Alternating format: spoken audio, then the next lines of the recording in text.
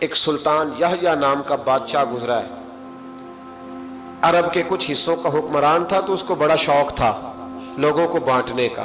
دو قسم کے لوگ ہوتے ہیں نا، کچھ کو جمع کرنے کا شوق ہوتا ہے، کچھ کو شوق ہوتا ہے کوئی روٹی کھا لے۔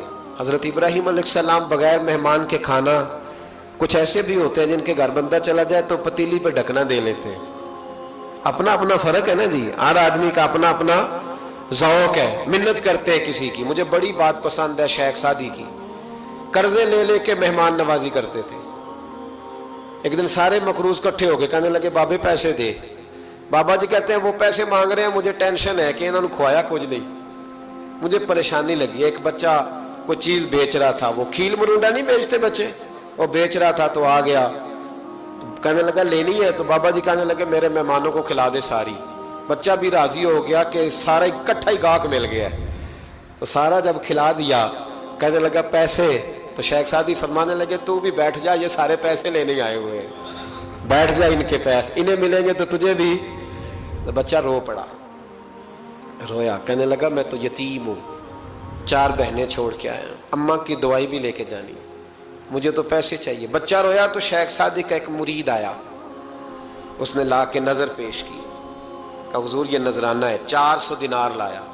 تو حضرت سعدی نے سب کو دیے، بچے کو بھی دیے، سب لوگ چلے گئے۔ تو ان قرض لینے والوں میں سے ایک بندہ سمجھدار تھا، حضرت سعدی کے پاس آ کے کہنے لگا بابا سمجھ نہیں آئی، ہم برسوں سے لینے آ رہے تھے، مل نہیں رہے تھے، کتنے مہینوں سے مانگ رہے ہیں، نہیں مل رہے تھے، آج فٹافٹ مل گئے۔ تو شیخ سعدی بزرگ تھے نا، تو بزرگوں والی بات کر گئے، کہنے لگے تم میں رونے والا کوئی نہیں تھا نا، پوری مجلس میں ایک بھی رونے والا ہو تو سب کا کام بن جاتا ہے۔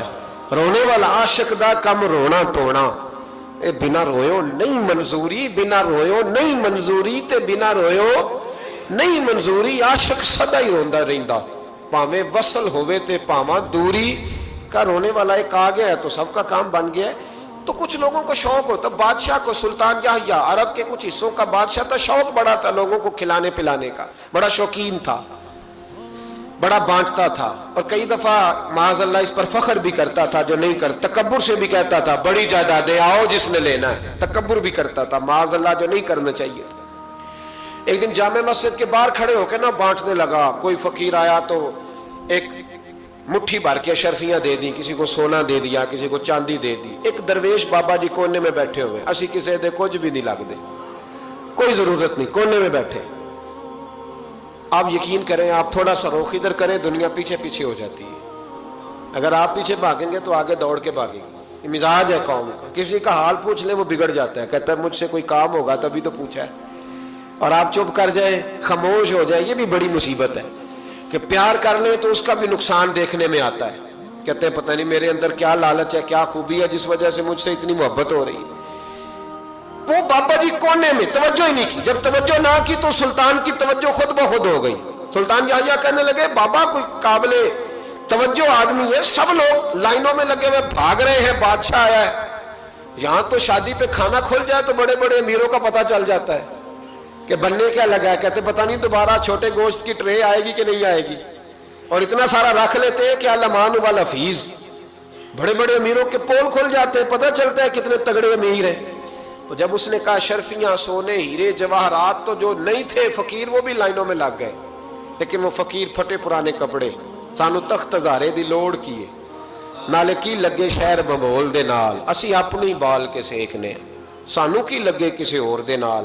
اور اقبال نے اس کی تشریح کی، اقبال کہنے لگے ہوا گو تند و تیز ہے لیکن چراغ اپنا جلا رہا ہے، ہوا گو تند و تیز ہے، تیز ہوا میں چراغ نہیں جلتے، ہوا گو تند و تیز ہے لیکن چراغ اپنا جلا رہا ہے، وہ مرد درویش حق نے جس کو عطا کیے ہیں انداز خسروانہ، فرماتے ہیں جسے اللہ نے بے نیازی دے دی، لالچ سے دور کر لیا، وہ کسی کی پرواہ، وہ اپنا چراغ جلاتا ہے، اپنی مٹی پہ چلنے کا سلیقہ سیکھو، سنگ مرمر پہ چلو گے تو پھسل جاؤ گے۔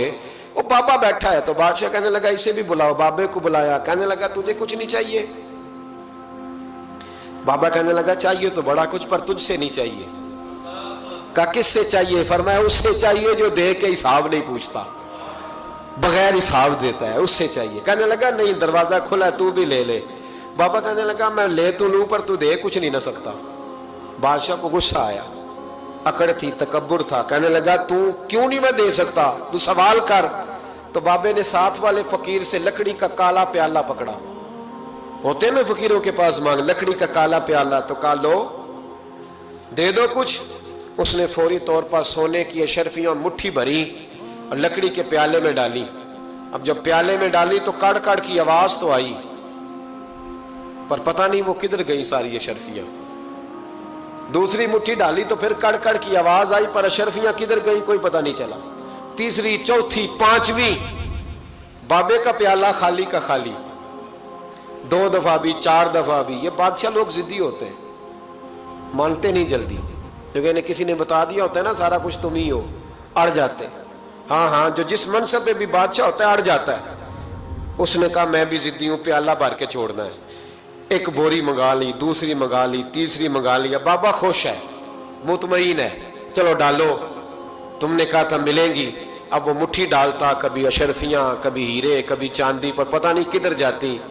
बिल आखिर आहिस्ता आहिस्ता बैक होने लग गया। वजीर कहने लगा बादशाह पीछे से बोरियां खत्म हो गई है, अब नई मंगाने लगेंगी, पीछे कोई चीज भी नहीं, खत्म हो गया सारा कुछ। इंसान किसी को क्या दे सकता है? क्या हाँ वो इंसान बड़ा नवाजते हैं जिनके पास खजाने भी अल्लाह के दिए हुए होते हैं, वो नवाजते हैं लोगों को, वो नवाजते। कहा तू क्या दे सकता है? बादशाह जब तंग आ गया ना बादशाह, तो घोड़े से नीचे उतर आया और बाबे के पैरों में बैठ के कहने लगा बाबा ये प्याला है किस बला का नाम? नीचे कौन सा कुआं है कि जो कुआं जो नीचे गिराता ही जाता है और जो भरता ही नहीं है? तो अब बादशाह का हाथ रुका तो बाबे ने प्याला छोड़ दिया और बड़ा कीमती लफ्ज कहा। बाबा कहने लगा बादशाह ये इंसानी ख्वाहिशात का प्याला है, ये इंसान की ख्वाहिशों का प्याला है, ये लालच का प्याला है, ये कभी भर सकता। इंसान कभी कहता है या अल्लाह अपना मकान दे दे, बड़ा राजी हूं, उसे अपना मिल जाता है, फिर कहता है नहीं सोसाइटी में होना चाहिए। फिर सोसाइटी में अल्लाह देता है तो कहता है 5 मरले का छोटा है। इसके नफ्स का प्याला कभी भरता। नबी पाक अलैहिस्सलाम ने फरमाया था उस ख्वाहिश के पीछे ना लगना जो तुम्हें नई ख्वाहिश में डाल दे। कोई नहीं समझ आई बात किया, बड़ी बात कर दी हुजूर ने एक जुमले। मुस्नद इमाम अहमद बिन हंबल में हदीस है, फरमाया उस ख्वाहिश के पीछे ना लगना जो तुम्हें एक नई ख्वाहिश में डाल दे, उसके पीछे ना लगना।